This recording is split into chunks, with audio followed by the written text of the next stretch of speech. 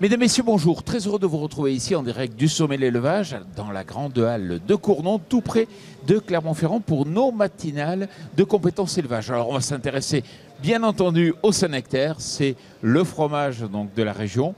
Et pour cela, j'ai le plaisir d'accueillir Patrice Chassard. Bonjour. Patrice. Bonjour.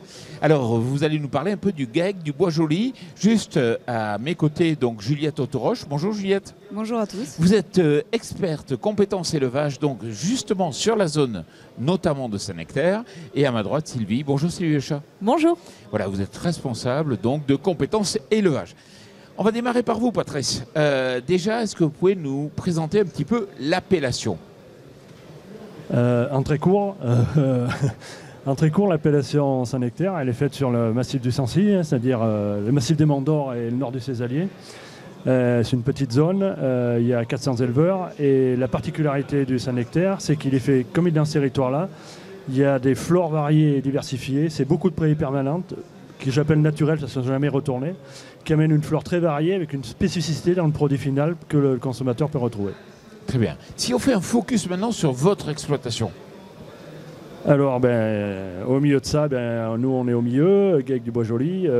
On est 4 associés, on a une centaine de vaches. Et alors, pour valoriser ça, nous, les choix qu'on a fait, c'est par exemple, on va traire à l'extérieur en montagne l'été, et à 1300 mètres d'altitude. On redescend à cette époque-là. Et les particularités, les 3-4 points pour faire très court, c'est pâturage, foin uniquement, pas de fourrage humide. Et elle mange 80% sur l'année, ce qu'elle mange, c'est ça, c'est le pâturage et le foin. Et 15% c'est les compléments concentrés, céréales. Et après, on a des bâtiments qu'on essaye d'avoir aérés, éclairés pour que les animaux soient en bonne santé. Et comme c'est les crues, c'est ces sujets-là, suppression des engrais chimiques et avoir un moyen, on est éleveur microbes, pas de vaches, et c'est d'avoir les bons microbes pour pouvoir transformer en lait cru sereinement. Voilà, très court. Alors, on va parler un peu justement du lien différents chapitres que vous avez énoncés. Le premier, c'est le pâturage. Ça veut dire que comme on est avec du lait cru, effectivement, tout ce qui est mangé en termes de fourrage donc par l'animal se retrouve directement dans la qualité du fromage. Effectivement, tous les ruminants, mais la vache comme les autres, c'est une passoire. Et le produit qu'elle nous donne dépend de ce qu'on lui met en nourriture. Et là, on retrouve, on a fait quelques éléments, des composés directement liés au type de plantes que les vaches ont mangé dans le fromage. Et très variés, très nombreux, qui ne sont pas les mêmes que mon voisin. Même moi, toute l'année, ce n'est pas les mêmes. Et donc, alors, si vous prenez tous les fromages d'appellation de France, vous avez des variétés énormes là-dessus. Et on arrive à des antioxydants. Donc, c'est un volet santé pour nos consommateurs et nos clients. D'accord. Autre point important qui est aussi lié au fait qu'on a un lait cru, c'est-à-dire c'est par rapport à la qualité bactériologique de ce qu'on peut avoir en fait dans le produit final, ça se pense très en amont. Et oui, c'est là où le bas blesse souvent. C'est qu'effectivement, suivant comment on amène l'animal, ce qu'on lui donne à manger, dans quelle ambiance il est, ça détermine l'écologie microbienne du bâtiment, ou de dehors, quand elles sont dehors, de la prairie. Les pratiques d'effluents, quel type d'effluents on épand sur les prairies. Et tous ces sujets-là, il faut le raisonner en amont si on veut être à peu près serein. Je connais des élevages où on trouve les pathogènes à peu près partout dans l'amont, et d'autres où il n'y en a pas. Et ça m'avait marqué les premières études INRA qui avaient montré ça. Pourquoi, comment ? Et là, aujourd'hui, on travaille effectivement avec l'INRA pour démontrer ça, mais c'est assez logique en fait. C'est la microbiologie par contre, c'est plus compliqué, on ne le voit pas, ça ne se maîtrise pas, mais c'est une logique assez implacable. Oui, parce que ça se maîtrise. Par exemple, des fourrages secs ? De toute façon, le développement microbien qu'on ne maîtrise pas, c'est chaleur-humidité. Donc que ce soit un bâtiment humide, que ce soit des fourrages humides ou que ce soit autre chose, le seul endroit où on veut de l'humidité, c'est dans le produit fini. Tout le reste, il faut essayer de l'éviter partout. Et effectivement, c'est plus serein. On sait que les développements seront beaucoup plus faibles, donc on maîtrise mieux ce qui se passe. Et on a des études qui nous démontrent ces éléments-là aujourd'hui. Idem au niveau de la stabulation, là où on a les animaux, il faut des bâtiments qui soient bien aérés, ventilés. Oui, il y a ces volets-là. Et il a été démontré aussi que la flore sur les mamelles des vaches est beaucoup plus lactique quand elles ont un peu de paille là où elles se couchent. Donc il vaut mieux avoir un peu de paille dans le bâtiment parce qu'elle amène un développement d'une flore particulière sur les mamelles qui nous est utile derrière. Et là, on tombe aussi dans le bien-être. Vous avez fait le lien avec le bien-être pour l'animal, le bien-être aussi qui se répercute sur la qualité du fromage. Effectivement, puisque comme enfin, notamment sur le volet microbien. Alors, la matrice du produit, on en a parlé avec l'herbe au début, et là c'est le volet microbien, c'est l'autre composante du produit final. Et effectivement, c'est suivant ce que vous avez, 50% de la flore qu'on trouve sur les mamelles d'une vache, c'est de la flore d'affinage. C'est quand même pas un hasard d'un point de vue historique. Donc il s'agit juste de laisser le flux, le continuum se développer. Et parler du bien-être de la vache, mais si la vache est bien, ben, l'éleveur est bien en général. Oui, parce que exactement, vous avez rencontré des éleveurs stressés parce qu'effectivement, s'ils cochent pas en fait tout ce qui met la vache dans de bonnes conditions, c'est eux qui vont avoir du stress au final. Oui, mais même pour l'avoir vécu ponctuellement, quand vous avez un problème de ce type-là, ça vous met la pression, hein, automatiquement, hein, dans tous les domaines. Donc moins vous l'avez, et plus vous êtes tranquille, quoi. Et en probabilité, là c'est en probabilité qu'on travaille, hein, c'est pas blanc ou noir, mais c'est clair qu'il y a des écarts de probabilité suivant les systèmes qui est très important d'avoir les problèmes ou pas. Sylvie, comment...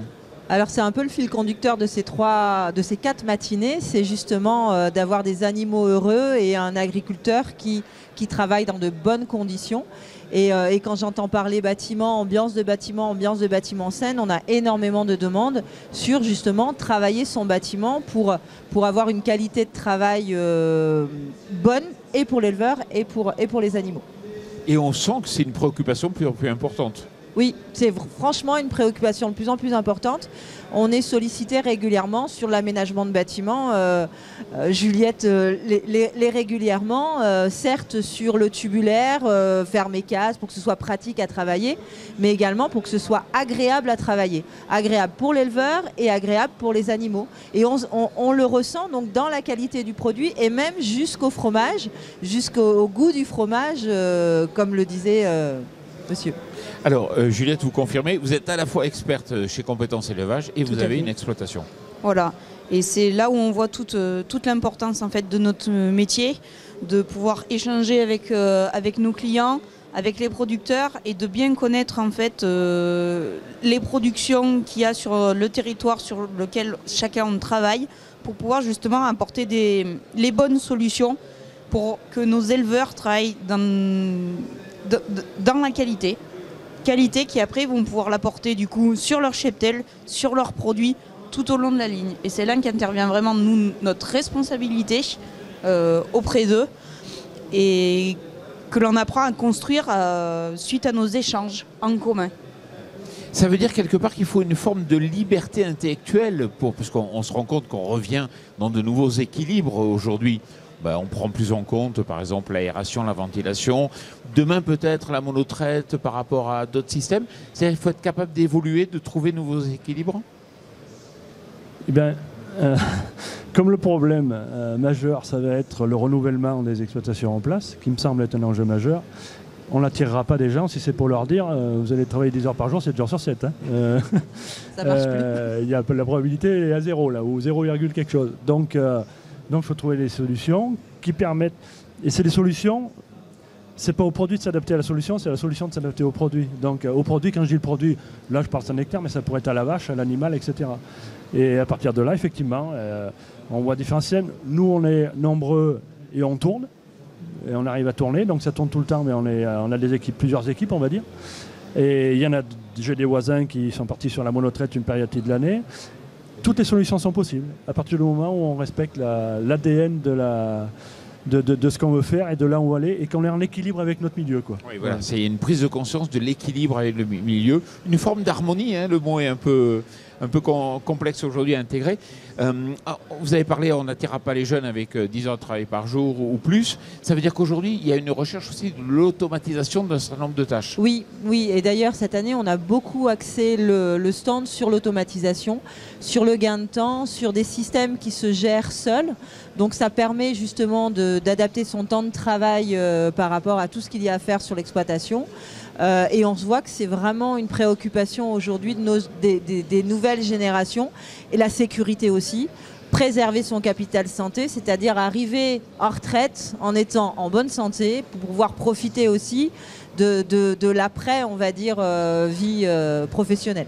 Bon, allez-y. Juste un petit complément, il y a des pistes aussi, ça peut être de réduire le nombre de vaches. Hein. Exactement. Ouais, ou les changer deux, les pratiques. ou les deux, il n'y a pas de règle. Ouais, et de retrouver le bon équilibre là-dessus. Juliette, on finira par vous. Vous confirmez?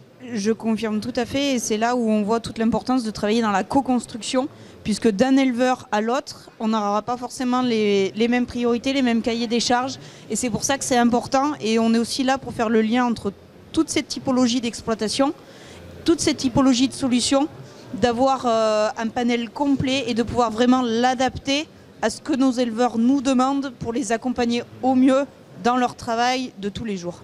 Patrice? Un tout petit mot pour appuyer sur la co-construction, pour que, et ça me permet une règle d'or, que ce soit bien l'innovation, la technologie qui s'adapte au produit et pas l'inverse.